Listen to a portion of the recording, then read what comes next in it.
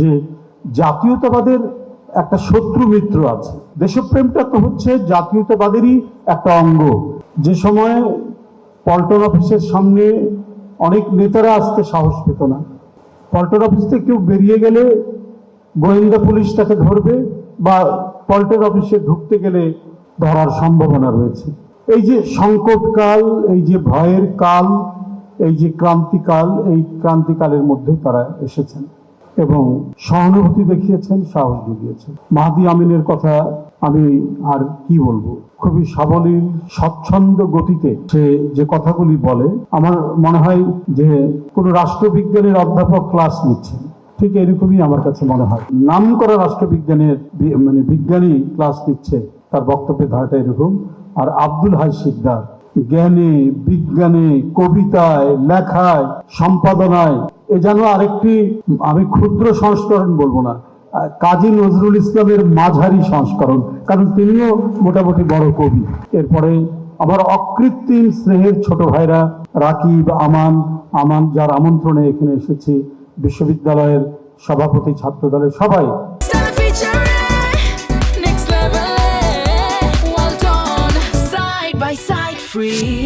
যারা রয়েছেন, সময়ে দুঃসময়ে ক্রান্তিকালে যাদেরকে ডাকলেই পেয়েছি এবং যারা অনেক সাহসিকতার সাথে, আমি যতটুকু সম্ভব যে কর্মসূচিগুলোতে অংশগ্রহণ করার চেষ্টা করতাম, সেই ভয়ের সময়, সেই দুর্যোগের সময়, সেই গুম হয়ে যাওয়ার সময়, সেই ক্রস ফায়ারের সময় যারা এসে উপস্থিত হতেন, তাদের অনেকেই আজকে এখানে।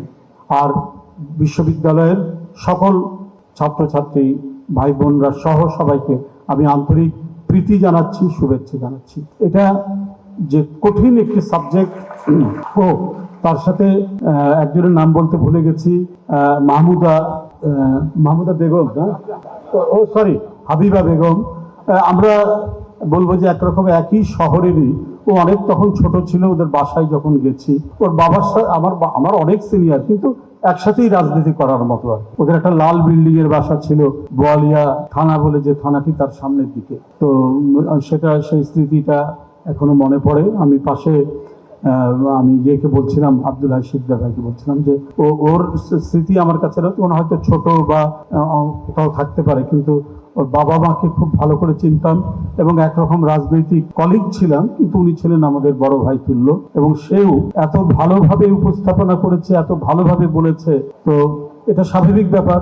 তার বাবা এদেশের একজন নামকরা রাজনীতিবিদ, পার্লামেন্টারিয়ান, তার মা সরকারি কলেজের অধ্যাপিকা। তো তাদের মেয়ে তো ভালো বলবেই। তো তাকেও আমি শুভেচ্ছা জানাচ্ছি, সবাইকে শুভেচ্ছা জানিয়ে আমি আর কথা বাড়াবো না। অনেকক্ষণ হলো আপনারা বসে আছেন। আমি শুধু যারা যা বলে গেছেন তার সাথে এইটুকুই বলবো যে জাতীয়তাবাদের একটা শত্রু মিত্র আছে। এর যেমন বন্ধু পক্ষ আছে, শত্রু পক্ষ আছে। আপনি যদি নিজের দেশ সম্পর্কে আপনার বেশি অহংকার থাকে, স্বয়ংক্রিয়ভাবেই আপনার শত্রুপক্ষ দাঁড়িয়ে যাবে। যেমন শহীদ রাষ্ট্রপতি জিয়াউর রহমান ঈর্ষাতীতভাবে, মানে একটি ঈর্ষণীয় উচ্চতায় তার যে দেশপ্রেমটা তো হচ্ছে জাতীয়তাবাদেরই একটা অঙ্গ, জাতীয়তাবাদেরই একটা রূপ। এই যে তার যে দেশপ্রেম, এই দেশপ্রেমের কারণেই তিনি একজন মহান জাতীয়তাবাদী, আর মহান জাতীয়তাবাদী হওয়ার কারণেই তার শত্রুপক্ষ বেড়ে গেল। কারণ দেখা যাচ্ছে যে তার আগের যে সময়কাল, রেজিম যেটাই বলি, তখন যারা ক্ষমতায় ছিলেন তারা যা যা করতে চেয়েছেন তিনি সেগুলোর বিপরীত করেছেন।